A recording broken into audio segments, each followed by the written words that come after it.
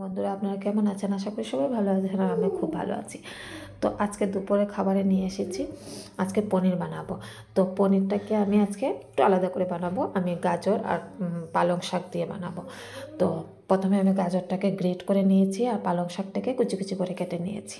তো তার জন্য কিছু মশলা লাগবে, আর মশলাতে আমি নিয়েছি একটা মিডিয়াম সাইজের পেঁয়াজ, একটা টমেটো, আর কিছু কাজু বাদাম আর লঙ্কা। তো সেগুলোকে পেস্ট করে নিলাম। তারপরে আমি তার মধ্যে সব গুঁড়ো মশলা দিয়ে দিলাম, লঙ্কা গুঁড়ো, জিরে গুঁড়ো, ধনে গুঁড়ো, নুন, সব কিছু দিয়ে তারপরে এদিকে আলুটাকেও ভেজে নিয়েছি। আলুটাকে আমি 80% ভেজে নিয়েছি। আর যেহেতু আজকের পনিরটাকে আমি বাটার দিয়ে বানাবো, তো তার জন্য এখানে 2 টুকরো বাটার দিয়ে দিলাম। তো বাটারটা মেল্ট হয়ে গেলে পরে তারপর আমি তার মধ্যে ফোড়ন দিয়ে দেবো জিরে আর একটা তেজপাতা, একটা শুকনো লঙ্কা। তো সেগুলো ভাজা ভাজা হয়ে গেলে মশলাটাকে কষে নেব। তো সেগুলো মশলাগুলো দিয়ে দিলাম, অল্প জল দিয়ে আমি মশলাটাকে কষে নেব। তো পনিরের এই রেসিপিটা অনেকটা টেস্ট লাগে। আমি আগে একবার বানিয়েছিলাম আর ভেবেছিলাম যে আরেকবার বানালে আপনাদের সাথে শেয়ার করব ভিডিওটা। তো আজকে বানাচ্ছিলাম, তো তার জন্য ভাবলাম ভিডিওটা শেয়ার করে নিই। তো মশলাটাকে ভালো করে কষে নেব। এখানে মশলাটা কষা হয়ে গেলে তার মধ্যে আমি গাজর আর পালং শাকটাকে দিয়ে দেব। গাজর আর পালং শাকটা দিয়ে অল্প পরিমাণে আরও কষে নেব।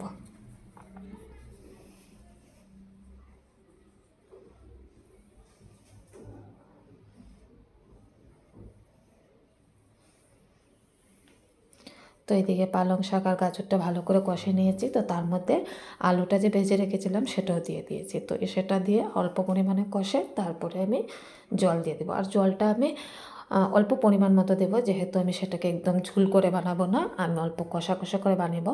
তো তার জন্য আমি অল্প পরিমাণে জল দিয়েছি। তো জল দেওয়া হয়ে গেলে তারপরে আমি সেটার মধ্যে পনিরটা দিয়ে দিলাম। আর পনিরটাকে আমি ভাজি নেই, আমি এইভাবে দিয়ে দিয়েছি। আপনারা চাইলে বেচেও দিতে পারেন, আমি সেভাবেই দিয়ে দিয়েছি।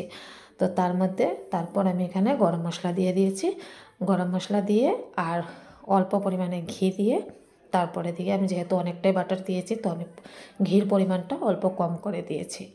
তো সেগুলো দিয়ে পরের দিকে নাড়াচাড়া করে নামিয়ে নেব। তো এই যে আমার রেসিপি রেডি হয়ে গিয়েছে। তো আমি এখন খাওয়ার জন্য রেডি করে নিয়েছি।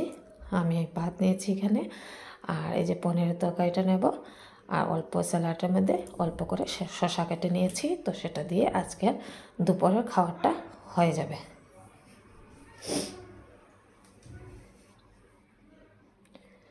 তো এই যে আমি খাবারে চলে বসেছি। আপনারা তো পনিরে অনেক অনেক ধরনের রেসিপি ট্রাই করেছেন, এই রেসিপিটা একবার ট্রাই করে দেখবেন, অনেকটাই ভালো লাগে। তো টাটা, বাই বাই।